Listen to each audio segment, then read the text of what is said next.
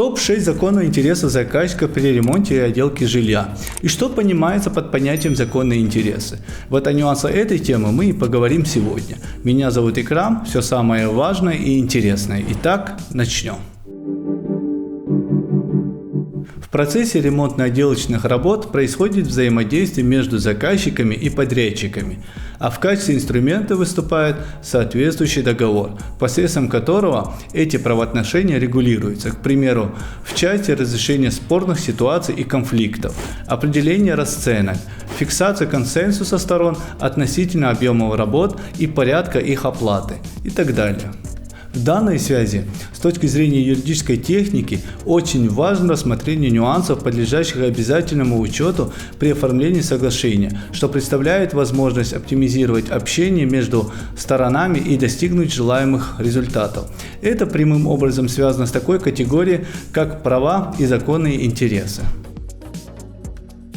С целью отчетливого понимания содержательной стороны договора необходимо принимать во внимание природу и особенности правовых отношений между заказчиком и подрядчиком, что обуславливается интересами каждой из сторон. В соответствии с современным толкованием, законные интересы представляют собой законодательно допускаемые стремления лиц к достижению каких-либо благ. И именно стремление к благам, а также сама возможность обладания этими благами являются двумя ключевыми параметрами, которые неразрывно связаны с законными интересами.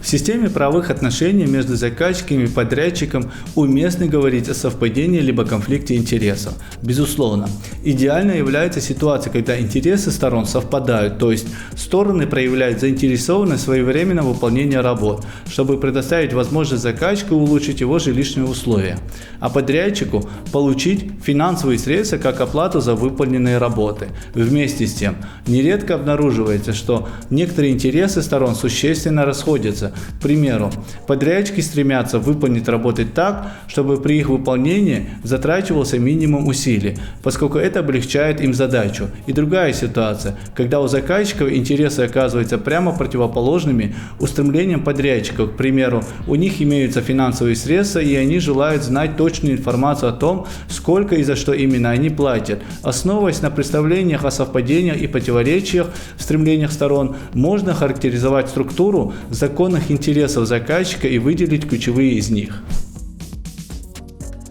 Первоочередную позицию в топе законных интересов заказчика занимает необходимость удовлетворения своих потребностей конкретным благом.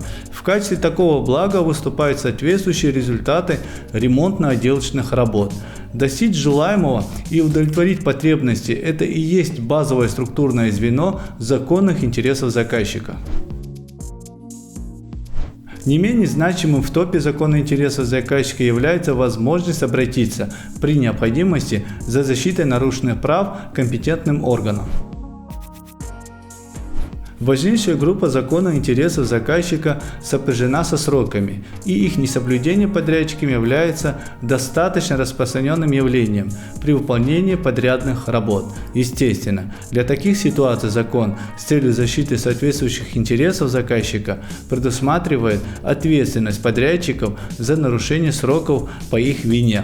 К тому же, если был заключен договор с компанией или индивидуальным предпринимателем, то в случае нарушения срока выполнения подрядных работ заказчик защищает свои интересы еще и по правилам защиты прав потребителей. Имейте в виду, срыв срока выполнения ремонтно-отделочных работ фиксируют в том числе и в акте сдачи приемки. Следующая группа законных интересов заказчика связана с алгоритмом действий при обнаружении недостатков выполненных подрядных работ. Здесь с целью защиты интересов заказчика законодательством предусматривается несколько вариантов. Это требование со стороны заказчика устранить недостатки. Тут речь может идти как о частичной, так и о полной переделке работы. Также снижение стоимости выполненных работ с учетом допущенных подрядчиком недостатков и возмещение понесенных расходов, которые были направлены на устранение недостатков собственными силами либо с участием третьих лиц. К примеру, обнаружилось, что подрядчик неровно заштукатурил стену, и заказчиком был нанят другой подрядчик с целью устранения данного недостатка. В результате стоимость работ по переделке брака заказчик имеет право требовать с виновного лица. структуре закона интересов заказчика следует выделить те, которые побуждают его отказаться от исполнения соглашения. В данном случае важно принимать во внимание условия, сопутствующие отказу. Например, заказчик обладает правом отказаться от исполнения соглашения, иными словами, расторгнуть договор и предъявить требования к подрядчику о полном возмещении убытков, если в оговоренные сроки им не были устранены обнаруженные недостатки выполненных работ. Также заказчик имеет право отказаться от исполнения соглашения, если обнаруживает серьезные недостатки, осуществленные работы либо прочие существенные отступления от условий соглашения.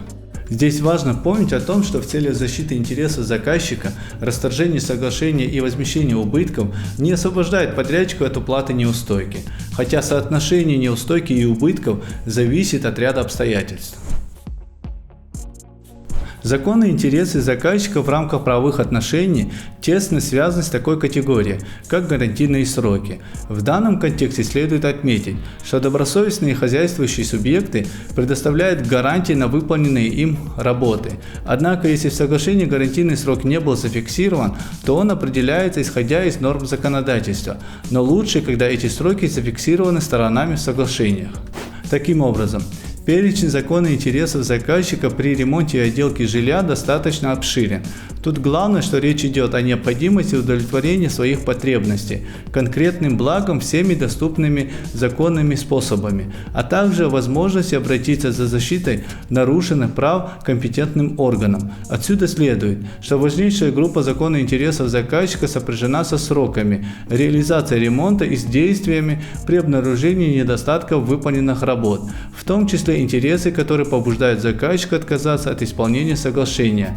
Тут не забываем и про гарантийные сроки. Но в любом случае решение по всем этим и другим вопросам принимать только вам, и чтобы не ошибиться, обязательно держите в поле зрения правовую сторону вопроса. На этом у меня все, до новых встреч!